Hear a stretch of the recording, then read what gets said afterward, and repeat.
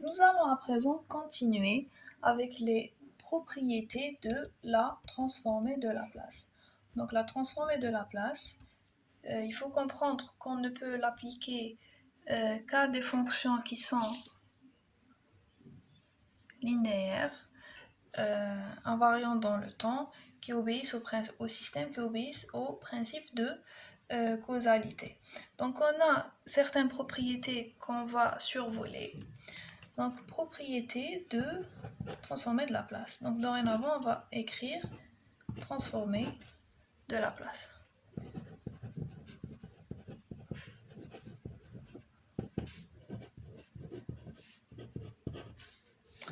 Donc la transformée de Laplace, la première propriété c'est la linéarité.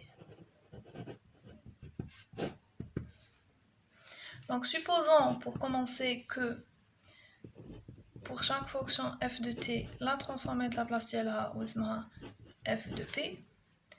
La fonction g de t, la transformée de Laplace ديالها حنسموها g de p. Donc dans le principe de linéarité dit que transformer de Laplace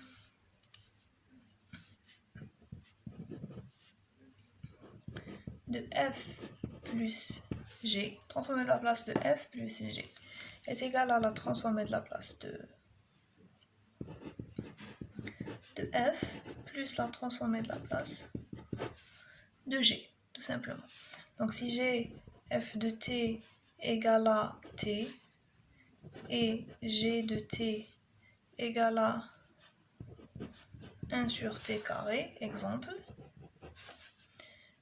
la transformée de Laplace de f de t plus g de t sera égale en fait à la transformée de Laplace de f de t plus la transformée de Laplace de g de t. Autrement dit, la transformée de Laplace de t plus 1 sur t carré, il est égal à la transformée de Laplace de t plus la transformée de Laplace de 1 sur t carré.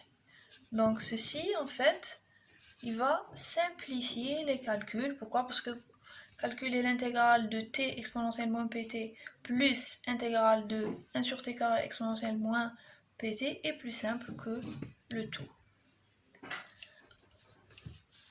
En particulier, ou là, d'une manière générale plutôt, on va dire que la transformée de Laplace de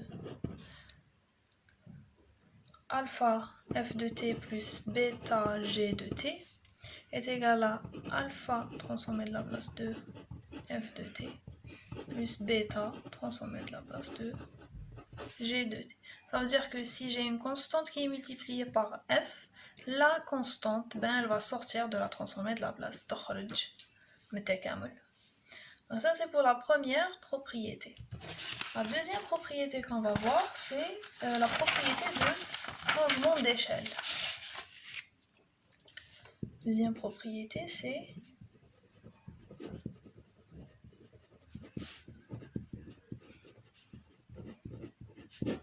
donc cette propriété, qu'est-ce qu'elle dit?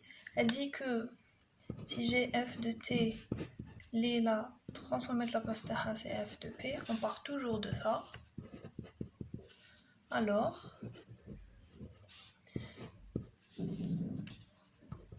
la transformée de Laplace de f de kt, ça sera égal à 1 sur k fois f de p sur k. Donc il y a une différence entre la linéarité et le changement d'échelle. La linéarité, on avait la transformée de Laplace de alpha f de t. Là, c'est égal à alpha fois la transformée de Laplace de f de t. Le alpha كان مضروب في كاع f de t.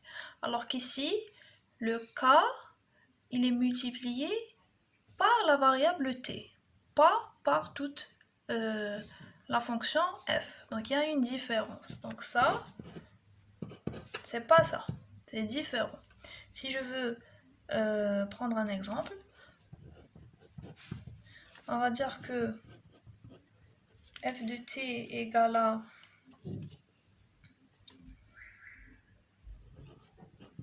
AT sur T carré plus 1. Donc, en fait, f de P ici, la transformée de la place de ça serait f de P.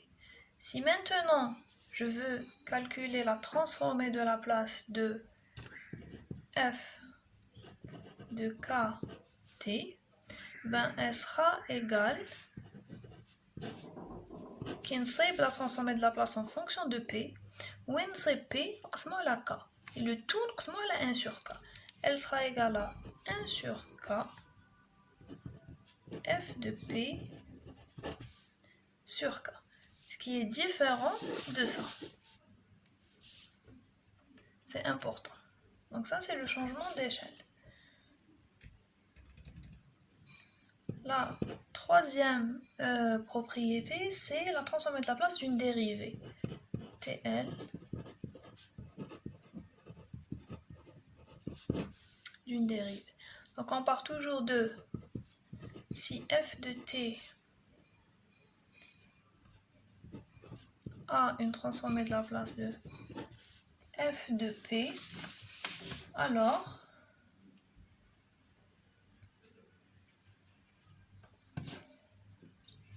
la transformée de la place de la dérivée nième de f de t serait égale à p puissance n f de p moins la somme de k égale à 1 jusqu'à n de p puissance n moins k f. C'est pas des puissances ici, c'est des dérivées. Donc si la transformée de la place de f de t est égale à f de p, la transformée de la place les dérivées de f, donc à chaque fois, chaque dérivée, la transformée de la place. Je peux à partir de f de p déduire les transformées de la place des dérivées. Donc si je prends un exemple ici,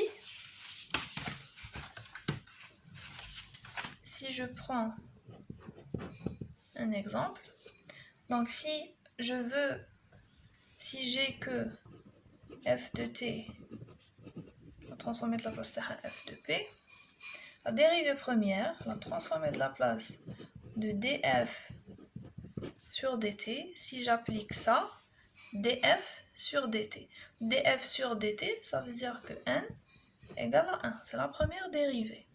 Qu'est-ce que j'aurai ici? J'aurai p, f de p, moins, donc k, le 1, le 1.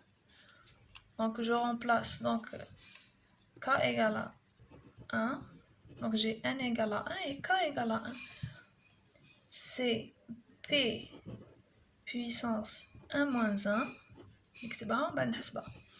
F puissance 1 moins 1 de 0. C'est pas une puissance en fait. Donc j'aurai p f de p moins p puissance 0, c'est 1. Et f puissance 0, c'est en fait f, c'est f. Moins f de 0. Donc la transformée de la place de df sur dt, نحكم f de p اللي نكون حسبتها من الاول نضربها في p نقص لها f de 0 في le temporel, condition initiale. اذا ما عنديش condition initiale هذه تروح ب0, تبقى لي باللي la transformée de la place de df sur dt c'est p f de p. Si je fais un autre exemple, si je veux avoir la transformée de la place de la deuxième dérivée, sachant que la transformée de la place de f de t égale à f de p, donc la transformée de la place de ça, donc ici, si je reprends l'expression générale, si je reprends cette expression générale, on a n égale à 2 et k, il va varier de 1 jusqu'à 2. Et donc ça va être égal à p puissance 2 de f de p moins la somme de k égale à 1 jusqu'à 2 de quoi? de P puissance n moins K, F dérivée K moins 1 de 0. C'est ça. Donc on va calculer. On va commencer par K égale à 1. Donc pour K égale à 1, on va avoir la partie mettre parce qu'elle dépend que de n, moins P de moins 1, F de 1 moins 1 de 0. Si je continue avec K égale à 2, Z, parce que c'est une somme mais qu'il y a un moins P de 2 moins 2, F de 2 moins 1 de 0. Et je vais voir, où je m'en ai. Donc, la partie mettre